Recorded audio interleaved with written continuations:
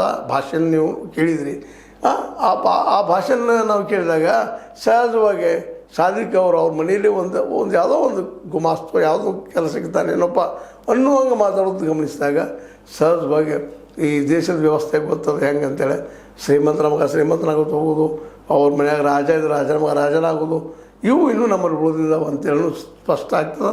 ಏನೋ ಆಗಲಿ ಸಾಧಿಕರು ಮಾತ್ರ ಒಂದಿಷ್ಟು ಚಳ್ಳೆ ಅಂತ ತಿಳಿಸೋ ಪ್ರಯತ್ನ ಮಾಡಿದರು.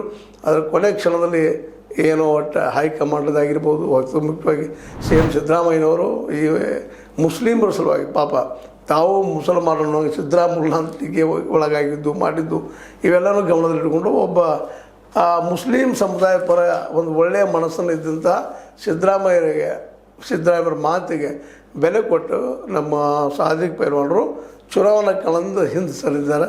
ಇನ್ನೇನ ಪ್ರಚಾರ ಇದ್ದರು ಈ ನಮ್ಮ ಸಮರ್ಥಂದು ಪ್ರಚಾರ ಮಾಡ್ತಾ ಗೆಲ್ಲಿಸ್ಕೊಡುವಂಥದ್ದು, ಕಾಂಗ್ರೆಸ್ಗೆ ಇನ್ನೊಂದು ಸೀಟ್ ಹೆಚ್ಚು ಮಾಡುವಂಥದ್ದು. ಯಾಕಂದರೆ ಇದು ಪ್ರತಿಷ್ಠೆಯ ಕಣ ಆಗಿದ್ವಿ ಎರಡು, ಬಾಗಲಕೋಟೆ ಮತ್ತು ದಾವಣಗೆರೆ. ಹೀಗಾಗಿ ಇಲ್ಲೇ ಗೆಲ್ಲಿಸೋದು ಭಾಳ ಅವಶ್ಯಕತೆ ಕಾಂಗ್ರೆಸ್ಗೆ. ಆ ದಿಶೆಯಲ್ಲಿ ಸಿ ಎಮ್ ಅವರು ಒಳ್ಳೆಯ ಕೆಲಸ ಮಾಡಿದಂತ ಹೇಳ್ಬೋದು. ಏನೋ ಆಗಲಿ ಇನ್ನು ಗೆದ್ದು ಅಂತ ತೋರಿಸ್ಬೇಕಾಗ್ಯದ.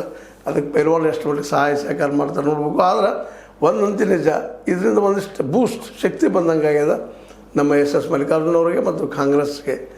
ಇನ್ನು ನಮ್ಮ ಪೈಲ್ವಾನರು ಯಾವ ರೀತಿ ಸಮರ್ಥನೆ ಮಾಡ್ತಾರೆ ಮತ್ತು ಜೊತೆಗೆ ನಮ್ಮ ಸಿ ಎಂ ಸಿದ್ದರಾಮಯ್ಯನವರು ಈ ಸಿಚುವೇಶನ್ ಯಾವ ರೀತಿ ಉಪಯೋಗ ಮಾಡಿಕೊಂಡು ಬಿ ಜೆ ಪಿಯನ್ನು ಗೆಲ್ಲಿಸುವಲ್ಲಿ ಒಂದು ಸಮರ್ಥತೆಯನ್ನು ತೋರಿಸ್ತಾರೆ ನೋಡೋಣ ಅಂತ ಹೇಳ್ತಾ, ಇದು ನಿಮ್ಗೆ ಲೈಕ್ ಆಗಿರ್ಬೋದು. ಲೈಕ್ ಮಾಡಿ, ಶೇರ್ ಮಾಡಿ, ಕಮೆಂಟ್ ಮಾಡಿ, ಜೊತೆ ಸಬ್ಸ್ಕ್ರೈಬ್ ಮಾಡಿ. 16 ನ್ಯೂಸ್ ಅರ್ಥಾತ್ ಹೇ ಸಿದ್ದರಾಮಯ್ಯ ಸತ್ಯದ ಕೈಗಳಲ್ಲಿ ವಂದನೆಗಳು.